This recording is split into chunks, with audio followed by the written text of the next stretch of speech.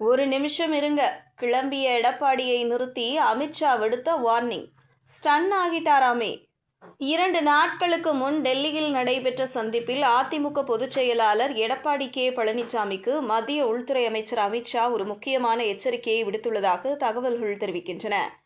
அதிமுகவில் இருந்து சில உறுப்பினர்களும் மூத்த தலைவர்களும் ஆளும் திமுகவிற்கு மாற வாய்ப்புள்ளது என்று அமித்ஷா இபிஎஸ்ஸிடம் தெரிவித்ததாக அரசியல் வட்டாரங்கள் குறிப்பிடுகின்றன. இந்த விவகாரத்தை இபிஎஸ் தீவிரமாக எடுத்துக்கொண்டு இதுபோன்ற அரசியல் இழப்புகளை தடுக்க உரிய நடவடிக்கை எடுக்க வேண்டும் என்றும் அமித்ஷா அறிவுறுத்தியுள்ளார். இந்த நேரடி சந்திப்பு அரசியல் அரங்கில் பெரும் கவனத்தை பெற்றுள்ளது. இரு கட்சிகளுக்கும் இது ஒரு முக்கியமான காலகட்டம். கடந்த சில நாட்களாகவே மீண்டும் அதிமுக உட்கட்சி பூசல்களாலும் வலுவான தலைமை இல்லாததாலும் சவால்களை சந்தித்து வருகிறது. மறுபுறம் தமிழகத்தில் தங்கள் தளத்தை விரிவாக்க பாஜக முயற்சிக்கிறது.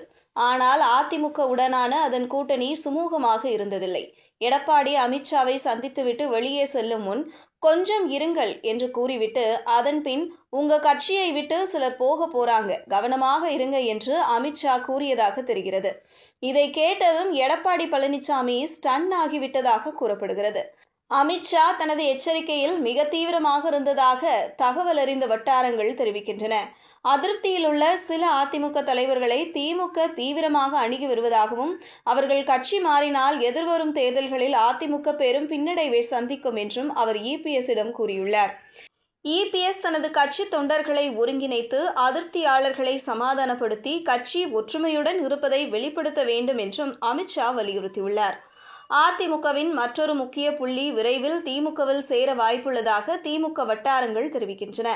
மக்களவைத் தேர்தல் மற்றும் சட்டமன்ற தேர்தல்களுக்கு முன்பு நிர்வாகிகள் கட்சி மாறுவது வழக்கமான நிகழ்வு. வெற்றி பெறக்கூடிய கட்சியிலும் பெரும்பாலும் ஆளுங்கட்சியிலும் இணைவது பொதுவான போக்கு.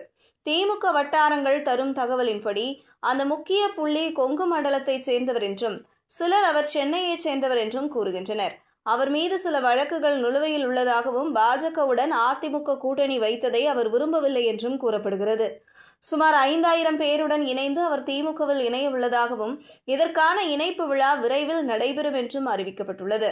அவருக்கு வரவிருக்கும் தேர்தலில் போட்டியிட வாய்ப்புகள் வழங்கப்படலாம் என தெரிகிறது. அவர் மாறும் பட்சத்தில் அதிமுகவின் அடித்தளம் பெரிய அளவில் ஆட்டம் காணும் என்று அரசியல் நோக்கர்கள் கருதுகின்றனர். இந்த நகர்வு அதிமுகவின் ஆதரவாளர்கள் மத்தியில் பெரிய தாக்கத்தை ஏற்படுத்தும் என எதிர்பார்க்கப்படுகிறது. இது அதிமுகவுக்கு ஒரு பின்னடைவாக கருதப்படலாம். அரசியல் கட்சிகளின் உறுப்பினர்கள் கட்சி மாறுவது தேர்தலுக்கு முன்பு ஒரு பொதுவான நிகழ்வுதான் என்றாலும் இது கட்சிகளின் பலத்தில் மாற்றங்களை ஏற்படுத்தும். அதிமுகவை சேர்ந்த அந்த முக்கிய பிரமுகர் திமுகவில் இணைவதற்கான காரணம் குறித்து பல்வேறு யூகங்கள் பரவி வருகின்றன.